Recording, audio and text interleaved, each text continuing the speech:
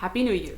So I hang out on the subreddit manga collectors a lot, and for a Reddit sub, it's quite a wholesome community, I think. And there have been a few discussions that made me reflect on collecting a little bit. There are ongoing debates on whether or not to buy used manga, which manga to buy, and so on. So today I'd like to share some thoughts I have on some of these topics. So first I'd like to talk about reading scans and collecting physical manga. This is always being discussed somewhere, and sometimes people can have really extreme opinions. There are those who read scans exclusively and are of the opinion that they don't need to pay for any manga. And to that I have to say, you are consuming a product, and of course you're not entitled to just consume it for free. It takes a lot of time and very hard work to become a mangaka, and someone's efforts should not be taken for granted. That being said, I'm not entirely against scanlations. I read them too. So what I do is I read one chapter or one volume, depending on how big the series is and how much has been published. And if I like it, I buy it. I want it, I got it. Is that the song? Is that how it goes? Scans can also help you find new and interesting titles, and a huge variety at that. Of course, not everything gets an official translation, and not everyone has the money to just buy whatever they want. And of course, I understand that I'm not rich, But I think people should try and buy the things they really love and they really appreciate, just to show support, The best way to show an artist your appreciation for their hard work is by simply buying for the product.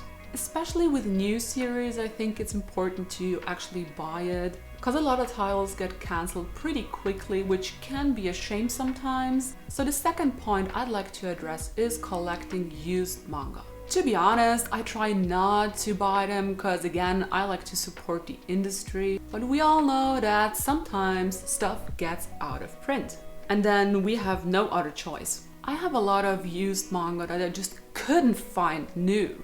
And it's mostly stuff from the 70s or stuff that's kind of underground. And I also understand people buying really huge series like One Piece and whatnot used. I mean, the franchise already makes a ton of money, and acquiring that amount of volumes can get really expensive. But I think actually that a lot of people who do collect all these huge series, like mostly the shonen series, are people who are mainly into that series, like only One Piece, only Naruto, and you know what I mean? So if that's the only series they're collecting, then maybe they should be buying it. But other than that, I also don't think people have a lot of space to just buy all these huge series and then other stuff as well. So, but that's like a whole other thing.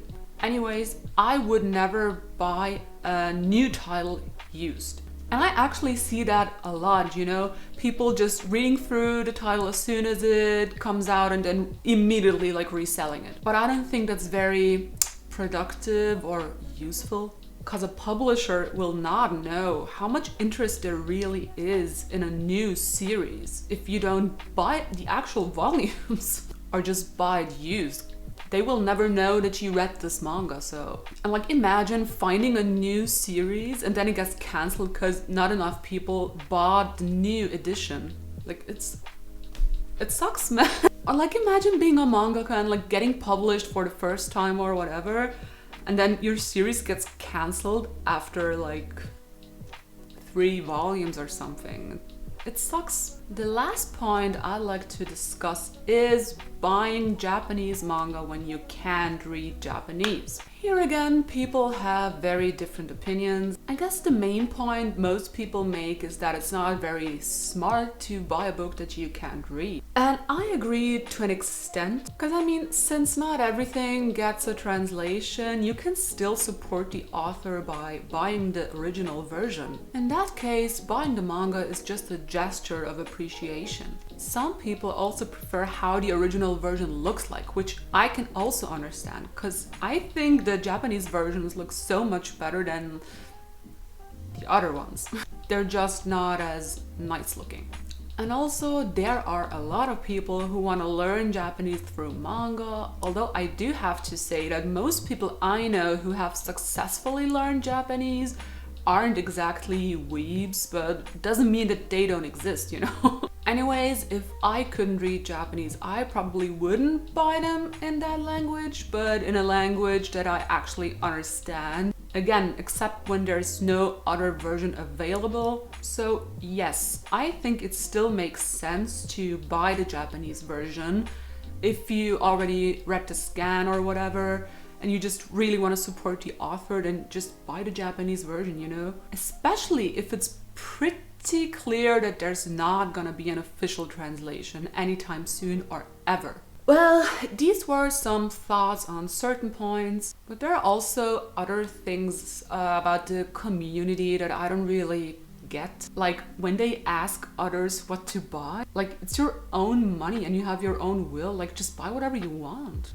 And one more thing that's kind of irritating to me, it's when people act like collecting is an accomplishment. It's one thing to be happy with your collection and whatnot, but I mean, literally, you were spending money, that's it. But you need literally no qualifications to spend money except own it. Like, you know what I mean? It's kind of weird. Like, I mean, spending money is never impressive to me personally, but yeah, that was just a little side note.